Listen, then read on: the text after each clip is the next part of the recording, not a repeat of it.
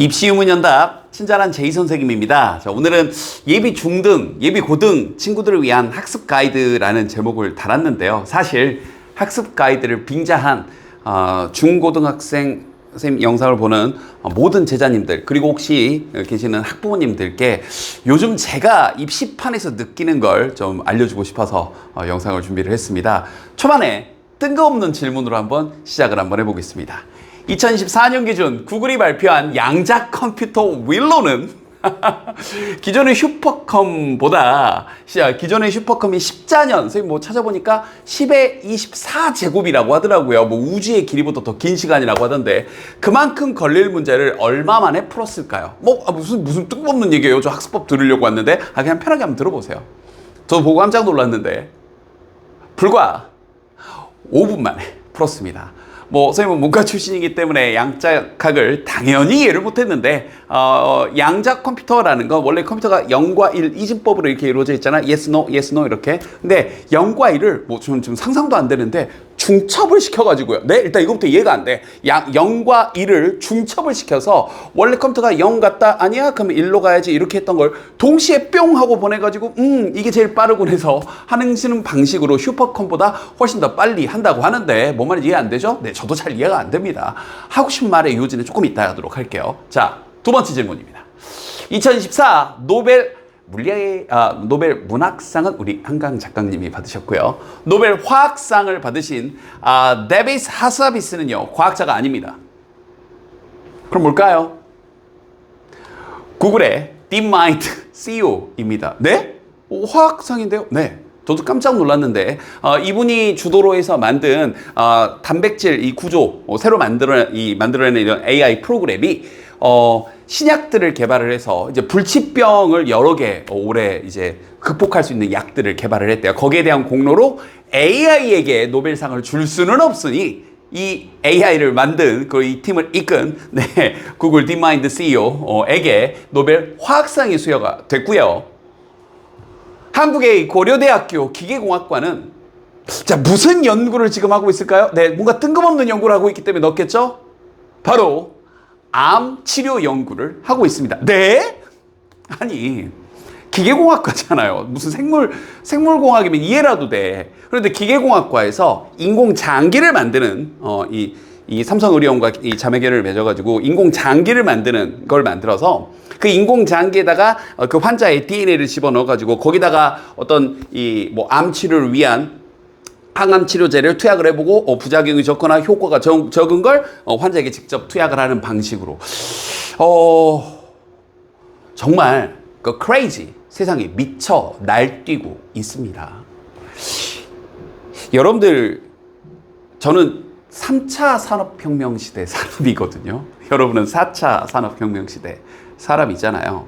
오늘 서두에 이 세 가지 질문을 왜 꺼냈냐면요, 저를 포함해서 여러분 부모님들, 여러분 선생님들이 그 윗세대의 사람들이다 보니까 아무리 오픈마인드 열린 마음이라 할지라도 예전의 사고방식을 기반으로 할 수밖에 없거든요.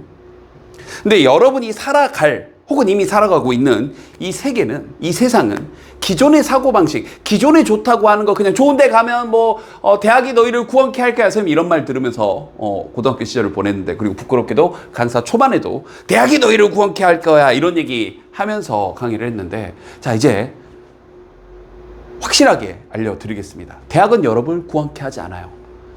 여러분을 구원케 하는 건 너무나 당연한 얘기지만 여러분 자신입니다. 세상이 과거에 얘기했던 것처럼 그냥 좋은 데 나와서 좋은 데 취업하면 되는 그런 구조가 아니에요. 이제 아예 바뀌고 있기 때문에 아까 봤던 것처럼 학문간에 벽도 없고요. 의대 정도 제외하고 요즘 취업 잘 되는 과가 어디 있나요? 그죠?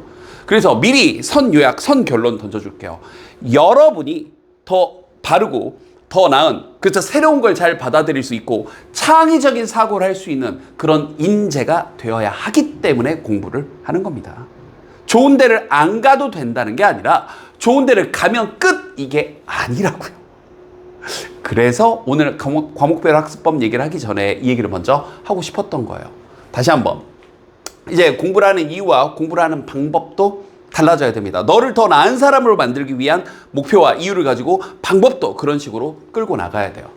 그래서 정말 진부한 얘기인데요. 정말 진부한 얘기인데 뭐 이제 관심 없는 친구들은 뭐 영상 끄거나 스킵하셔도 됩니다. 하지만 혹시 관심 있는 친구는 조금만 참고 들어볼래요? The dreams. 이제 여러분의 꿈을 찾고 목표를 찾고 진로를 찾는 게 그 어느 때보다도 중요한 시대가 됐어요. 그래서 이걸 내가 원하는 방향에 내가 뭔가를 꿈꾸는 것들에 대해서 생각을 하면서 공부를 해야 이제 공부하는 의미도 있고요. 나로 여러분을 더 나은 사람으로 만들어줄 수, 그리고 경쟁력 있는 인재로 만들어줄 겁니다. 그래서 조금 더 이제 뜬구름 잡는 얘기 있으니까 조금 구체적으로 진로 설정을 하는데 도움이 될 만한 것들을 좀 먼저 3가지 준비를 했어요. 먼저 정부 산하기관에서 아마 초등학교, 중학교 때 벌써 경험해본 친구들도 있을 텐데 이런 곳에 들어가면 여러분들의 그렇죠 한 15분에서 30분 정도 시간을 할애해가지고요. 여러분의 어떤 적성 검사라든지 이런 것들을 통해서 어떤 학과나 어떤 직군이 어울릴 것 같아요 하는 것들, 여러분에 대한 탐색을 할 수 있는 방법이 있고요. 그 다음에 대학의 입학처가 요즘 정말 잘 돼 있습니다. 그래서 전공 안내라거나 좀 이따 좀 더 예를 보여드리겠지만 전공 안내 영상이라거나, 그리고 한 발 더 나가서 그 학과에 대한 궁금증이 있다면 학부 교수님들께 이메일을 보내보세요. 이거 진짜 도움됩니다. 예를 들어서 내가 천문학과를 가고 싶어. 근데 우리나라에 천문학과가 뭐 10개가 있는 학교가 10개가 채 안 되거든요. 그럼 뭐 중학생인 내가, 고등학생인 내가 어떤 식으로 준비하는 게 도움이 될지 각 학교 교수님들께 메일 보내보세요. 자기소개하면서. 그러면 단 한 통이라도, 최소 한 통 이상 답장이 옵니다. 우리나라 교수님들 열려 있어요. 그래서 그 교수님께 직접 듣는 여러분들, 내가 지금 중학생이라면 고등학생이라면 이런 책도 읽고 이런 공부를 하렴 하는 그런 생생한 이야기들이요. 그리고 마지막 3번째로 간접 체험이라고 했는데 K무크나 이 KOCW라고 해가지고요. 재미는 없어요. 재미는 없지만 각 대학이나 이 정부 기관에서 전공 관련돼 있는 유명한 분들이나 교수님들이 직접 온라인 강의들을 무료로 오픈을 다 해놨습니다. 물론 다시 한번 재미는 없어서 선생님도 찾아보고 관심 있는 거 좀 보긴 했는데, 근데 이런 거잖아요. 내가 관심 있는 분야의 전문가가, 교수님이 뭔가 이게 강의를 해줬을 때 단 1개, 2개를 보더라도 거기에 대한 관심이나 흥미도가 생기겠죠. 지금 여러분이 당장 올해 입시 치러야 되는 친구들이 아니라면, 심지어 그런 친구들마저도 이런 것들을 통해서 조금 찾아도 보시고요. 테드 강연도 좋고 EBS 다큐 3일 지식 채널 다양한 독서까지. 알겠죠? 이런 것들을 조금 더 구체적으로 살펴보면 여기 이제 진로 심리 검사를 통해서 다양한 버전들이 있으니까 꼭 한번 해보시고요. 그 다음에 여러분들 여기 전공 가이드북, 그러니까 예를 들어서 화학과하고 화공과의 차이점이라거나 현재 대학에서 배우는 거라거나, 자동차를 꿈꾸는 친구들이 자동차학과보다는 기계공학과보다는 왜 전기전자공학과를 가는 게 좀 더 나은지 등등등 이런 것들이 다 나와 있어요. 전공에도. 그리고 저는 이제 고려대학교 인재발굴처, 학생발굴처, 학생선발팀 이거 되게 좋아하는데, 여기 전공 안내 강의들을 막 해주십니다. 아까 선생님이 고대 얘기를 어떻게 알겠습니까? 이런 거 들어가서 선생님들 이렇게 보다가 어머나 기계공학과에서 요즘 암 치료를 하고 있어, 이런 걸 선생님도 알게 된 거죠. 아까 얘기했던 이 K무크 같은 경우도요. 이게 홈페이지 들어가 보면 썸네일도 뭔가 이렇게 보고 싶게 돼 있어요. 다시 한번 얘기하지만 재미가 막 있진 않아요. 하지만 여러분들의 지적인 흥미, 호기심을 다 채워줄 수 있죠. 이런 거 지금 해야지. 이런 걸 하시면서 그러면서 어떻게 공부하는지에 대한 얘기를 이어가는 거죠. 그래서 선생님 전반부에 시간을 좀 할애해서 좀 짧게 압축해서 설명을 했는데, 세상이 정말 미친 듯이 변하고 있으니까 기존에 그냥 어떤 학과, 기존에 그냥 좋은 대학 가는 게 중요하지라는 그냥 3차 산업혁명 시대의 사고방식으로는 판단하지 않았으면 좋겠습니다. 자, 그러면 이제 공부를 어떻게 할지에 대한 얘기를 할 건데요. 먼저 전체적으로 가장 중요한 건 이겁니다. 이 중학교 성적과 고등학교 성적이 똑같지 않다는 거. 즉, 이 중학교 때는 이미 중학교를 보내고 있거나 보내본 친구들은 알겠지만 단순 암기라거나 벼락치기라거나 수학 같은 경우는 반복 계산이 통합니다.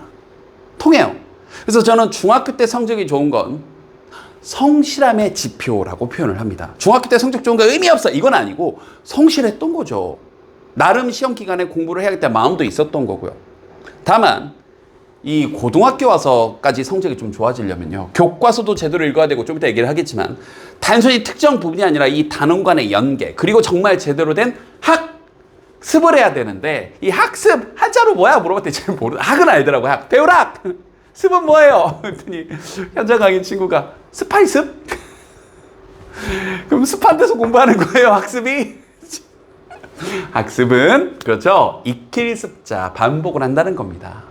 그래서 뭔가 배우고 뭔가를 익히는, 그래서 내 걸로 만드는 이 과정이 정말 진부하지만 다시 이 그놈의 4차 산업혁명 시대에 이렇게 정말 새로운 걸 잘 받아들일 수 있는 사람이 앞으로 살아남을 거거든요. 제대로 학습하는 게 여러분들의 대학을 가기 위한 도구가 아니라 여러분들의 생존을 위한 도구가 되지 않을까. 그럼 그 학습을 어떻게 할 거냐면 바로 메타인지가 기반이 돼야 됩니다.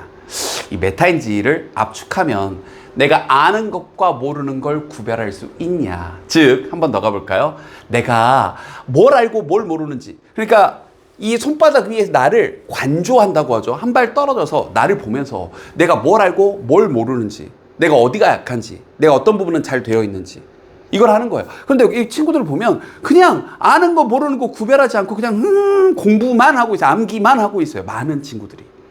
그러니까 공부 효율이 좋은 친구들을 이렇게 보면, 또 주변에도 보면 좀 머리 엄청 좋은가 봐 하는 친구들 보면 이게 뛰어나요.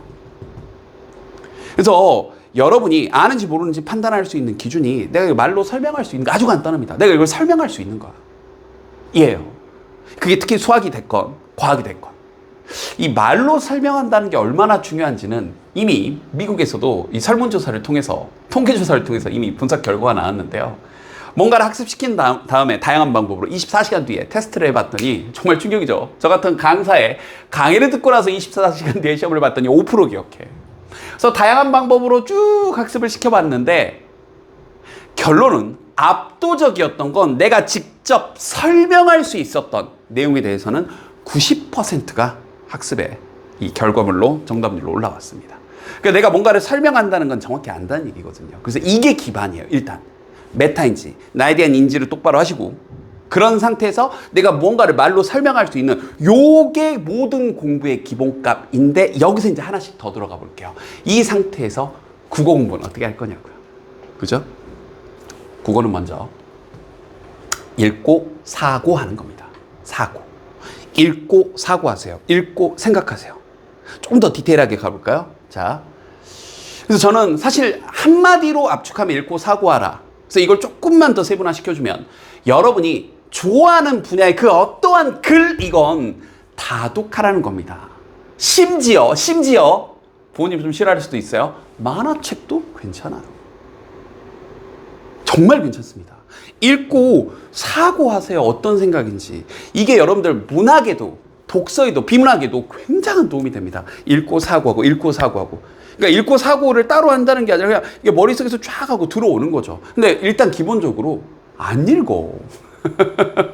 그 와중에 고등학생이 되면 안 읽는 것 플러스 읽을 시간이 물리적으로 모자란 것도 있죠. 이것도 공감합니다. 그래서 차선책으로 권장하는 건 교과서를 제대로, 어차피 여러분들 공부해야 되니까, 국어건 영어건, 뭐 영어는 논외로 할 거야. 언어니까, 외국어니까, 수학이건 탐구건 교과서를, 시험 범위에 해당되는 것들을 제대로 정독하는 건 진짜 엄청난 도움이 됩니다.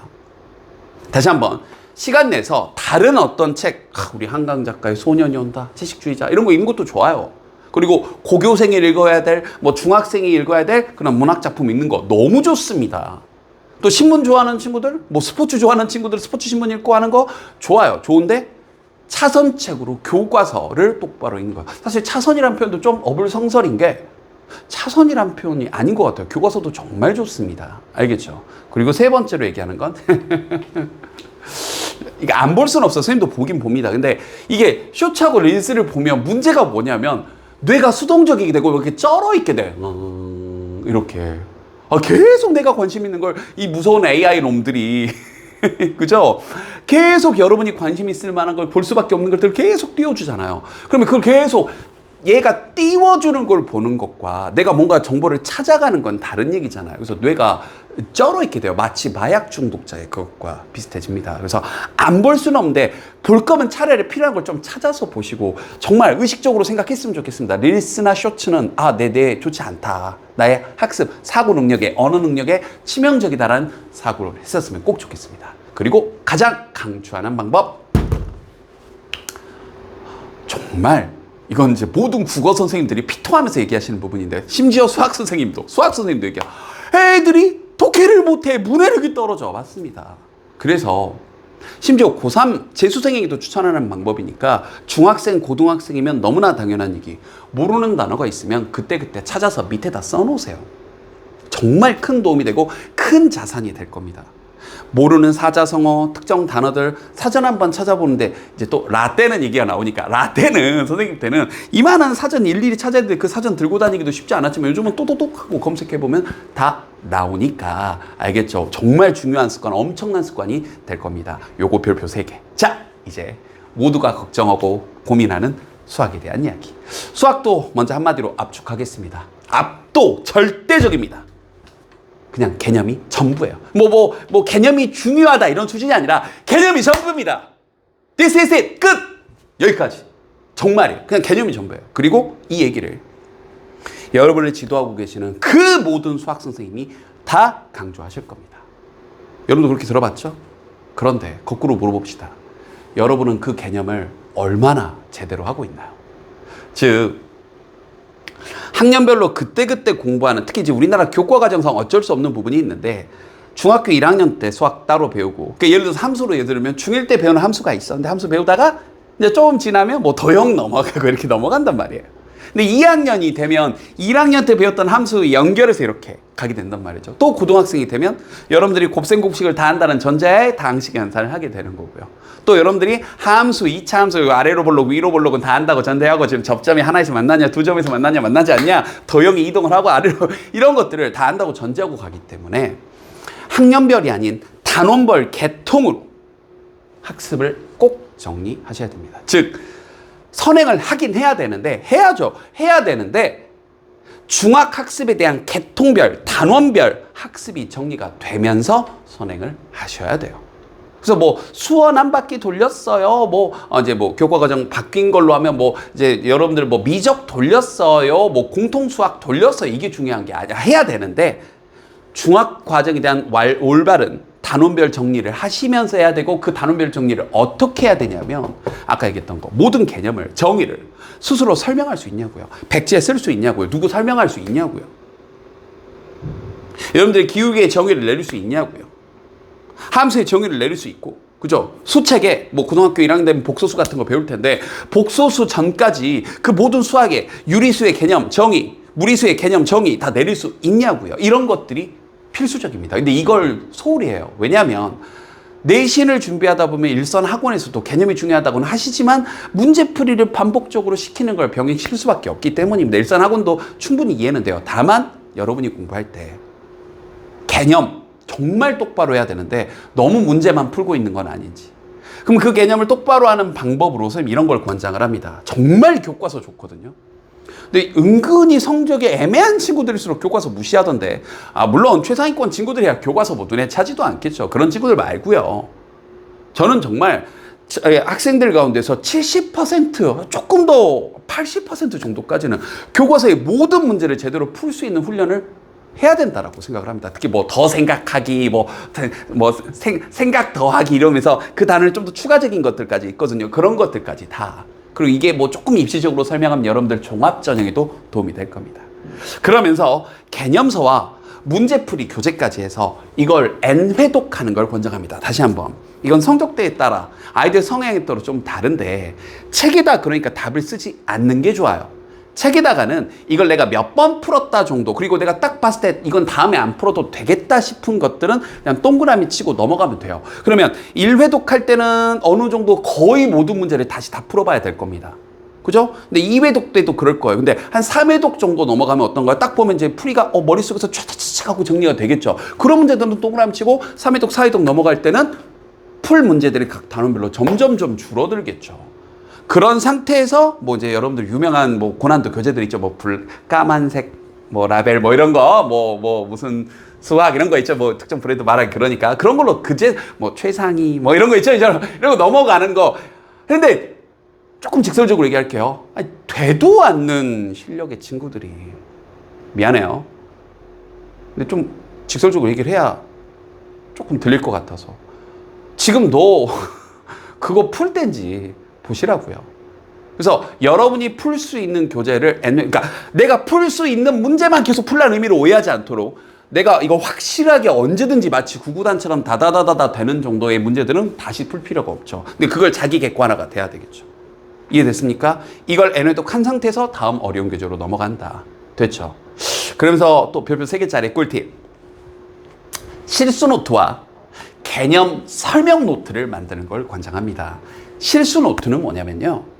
단순히 오답 노트, 틀린 문제를 쓰는 게 아니라 수학에서는 그놈의 실수가 많거든요. 그러면 실수했던 것들만 따로 한번 모아보세요. 그런 문제의 유형들만. 그러면 놀랍게도 시험 기간 한 번, 두 번 쌓일 때마다 각 단원별로 내가 실수하는 패턴이 딱 몇 가지로 정해질 겁니다. 그럼 내가 이런 문제에서 이런 실수를 하지라는 게 어느 정도 누적되고 나에 대한 객관화가 되는 순간부터 다시 한번 실력이 한 번 더 점프업하는 거예요. 왜냐하면 실수도 실력이거든요. 사실은. 알겠죠? 그러니까 단순히 틀린 문제 말고 와 이건 억울해 하는 문제들, 나 이거 알았는데 틀렸다 하는 이런 문제들만 따로 단원별로, 패턴별로, 유형별로 모아보시면 선생님 말이 무슨 말인지 알게 될 거고요. 또 하나 권장하는 과정 풀이 설명. 요건 뭐냐면 여러분들 문제 풀라 그러면 노트에다 일단 깔끔하게 푸는 게 첫 번째인데 이것도 잘 안 지키는 친구들 정말 많습니다. 어디 연습장이나 아니면 문제집 귀퉁대기 이렇게 풀던데 아까 얘기했지만 이거 n회독 할 거잖아요. 그럼 책은 깨끗해야 돼요. 이거 몇 번 풀었다 표시만 해놓고 문제 풀이는 깔끔하게 연습장에다 따로 쓰시는데 문제 풀이만 쭉 보통 쓴단 말이에요. 근데 어려운 문제일수록 아니면 여러분 기준으로 어려운 문제일수록 문제풀이 과정을 한번 써보세요. 사고를. 뭐 때문에 이런 개념을 그러니까 계산식을 쓰라는 게 아니라 뭐 때문에 이런 문제 이 생각을 했고 이 문제에서 이 개념에서 요 개념으로 넘어갔고 그러니까 2차 방정식에서 요거 부등식을 활용을 했는데 이 생각이 왜 들었냐면 이런 식으로. 그럼 여러분 사고가 정리가 된다니까 정말 도움이 될 겁니다. 다만 이걸 학기 중에 하기에는 쉽지는 않을 거예요. 왜냐면 당장 내신 대비가 있으니까. 그래서 겨울방학, 여름방학, 여러분한테 좀 시간적 기간이 있을 때 이런 어려운 문제일수록 사고를 정리하는 노트들 정말 도움될 겁니다. 장담합니다. 해보세요. 그리고 선생님 이제 영어 선생님 또 가르치고 있는 영어. 일단 영어는 학년을 무관하고 가장 중요한 건 정확한 해석. 일단 해석을 정확하게 해야 됩니다. 근데 이 정확한 해석과 어법인데 이 정확한 해석이 왜 안 되냐면 대충 뭉개고 넘어가거든요. 이 정확한 해석이 안 되는 게 의미 덩어리 중심으로 잘 안 잡기 때문이에요. chunk. 그래서 선생님 뭐 수업에서는 이제 이런 걸 선생님이 강조해 주는데 뭐 모든 학생이 내 수업을 듣는 건 아닐 테니까 자기가 어떤 의미 덩어리로 문장을 잡는다. 그냥 너 이게 왜 끊었니? 그러면 숨 쉬려고 이러고 있다니까. 여러분이 나름의 끊는 규칙들을 잡고 그러한 그 청크 중심으로 정확하게 해석을 하려면 필수 어휘집과 함께 문맥 속의 쓰임까지 같이 학습을 해야 된다고요. 여러분이 해석이 안 되는 가장 큰 이유는 청크가 잘 안 잡혔기 때문이고 두 번째 이유는 단어의 쓰임을 제대로 몰라서인 것들도 정말 많습니다. 예를 들어서 비동사 is 뜻이 뭐야? 그럼 보통 이다 하다 정도까지는 얘기하는데 뭐가 있다, 어디에 있다라는 뜻인 거 정말 많이 놓쳐요. cost 뜻이 뭐야? 가격? 뭐 비용이 들다. 근데 뭔가를 잃게 하다의 뜻이 있는 걸 정말 많이 놓칩니다. 근데 그건 자꾸 문장을 문맥 속에서 해석을 해봐야 아는 거거든요. 그래서 이 두 가지를 연습할 수 있는 게 교과서의 정확한 해석과 구문 독해집, 문장, 구문 패턴 이 독해를 할 수 있는 문장 독해. 이제 뭐 선생님은 선생님 개인 커리큘럼으로 선생님 교재로 훈련시키겠지만 그거 좀 반복해 주시고요. 어느 정도 수준별로 고1 모의고사, 고2 모의고사 정확한 해석, 그냥 문제 푸는 거 말고요. 요거 n회독, 물론 다시 선생님하고 공부하는 친구들은 선생님이 시킬 거예요. 요렇게. 그러면서 아까 얘기했던 어법은 나오는 것만 나온다. 어법 장대하게 할 필요 없습니다. 내신을 위해서는 어법을 잘 정리해야 되는 건 맞는데 일단 수능에 한 문제만 나오고요. 내신을 위한 것도 너무 놀라지 마세요. 어법 개념, 선생님 커리큘럼 기준으로는 grammar in my hand 정도 하나 딱 정리하시고 그거 개념을 설명할 수 있는 수준 정도 해놓고 어법 문제 풀 때마다 네가 설명할 수 있으면 돼. 이게 왜 이게 정답인지. 그러려면 일단 어법 개념에 대해서 아까 수학처럼 여러분이 스스로 설명할 수 있어야 됩니다. 알겠죠? 그리고 탐구 계열 과목들이요. 요건 모순적인 얘기를 좀 하나 하겠습니다. 이해 기반 암기. 이건 또 뭐야? 이해 기반 암기. 이것은 또 뭔 소리예요? 서로 모순적이잖아요. 이해와 암기라는 거. 그럼 일단 암기는 해야 되는데 외울 걸 정해보자고요. 어떻게 해요? 보세요. 일단 여러분이 대단원 중단원, 소단원, 마인드맵이 그려집니까? 즉 목차 정리가 되나요? 자, 여러분들 뭐 내신 시험, 중간고사, 기말고사 쳤던 친구들 한번 떠올려 보세요.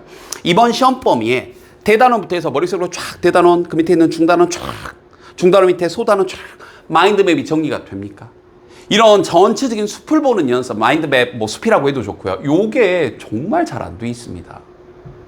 그런 상태에서 기출문제라든지 문제풀이를 하시고 나서 개념 정리 학습을 하고요, 당연히. 단원별로 오답을 정리하다 보면 어느 단원의 문제가 내가 약하고 어떤 식의 어떤 질문을 했을 때 기출문제가 출제가 됐을 때 내가 뭘 틀린지가 보입니다. 그러면 내가 이런 것들을 집중 학습해야 되겠다. 그래서 학습을 하시고요. 그런 상태에서 반복하다가 끝까지 이해가 안 되고 끝까지 계속해서 틀리는 그런 부분들은 모든 단원이 아닐 거라고요. 그 부분만 외우면 되죠. 왜 처음부터 다 외우려고 하냐고요. 그러니까 이걸 다 외워버릴까요? 이게 아니라 반복을 통해서 여러분들이 개념 정리가 쫙 머릿속에 정리가 되는 수준까지 반복을 하시고 나서 안 되는 부분만 암기를 해보십시오. 그리고 마지막 꿀팁 하나는 친구들끼리 서로 교차해서 특정 부분에 대한 문제를 한두 문제, 두세 문제, 서너 문제씩 내보는 것도 정말 도움이 될 겁니다. 아, 이 친구는 여기를 중요하게 여기네. 얘는 관점이 뭐 이런 것도 물어볼 수 있겠다. 다양한 관점으로 공부할 수 있고 은근히 경쟁심이 장난이 아닙니다. 알겠죠? 자, 준비한 내용은 여기까지였습니다. 서두 얘기했듯 좋은 대학을 가기 위한 공부는 이제 끝났습니다. 다시 한번 오해하지 않기를 바래요. 좋은 대학 안 가도 된다는 게 아니라 좋은 대학 뭐 나와서 나쁠 게 있나요? 좋죠. 근데 대학이 여러분을 구원케 하는 시대는 애진작이 끝났고 앞으로는 더 끝났어요. 이제 취업은 더더욱 계속해서 안 될 겁니다. 이건 뭐 단순히 우리나라의 문제는 아니에요. 이 고도 성장을 겪은 수많은 나라들이 이제 저성장 구간에 접어들면 겪게 될 사회적 변화의 과정이기도 합니다. 그러니까 더 나은 너를 위해 여러분을 바로 세워서 새로운 정보를 잘 받아들이고 여러분들이 원하는 걸 꿈꾸는, 그리고 그 꿈을 이루는 사람을 만들기 위해 공부를 해야 되는 되게 지극히 교과서적인 얘기로 오늘 이야기를 마무리할게요. 모쪼록 아주 조금이나마 도움이 됐길 바라고요. 여러분들 공부할 때 젊고 어리고 탱탱합니다. 특히나 하위권에 있는 친구들 괜찮아요. 지금까지 안 했던 거 반성은 하시고 지금부터 하면 됩니다. 용기 잃지 않고 한 걸음씩 여러분 꿈을 향해 나아가길 바라요.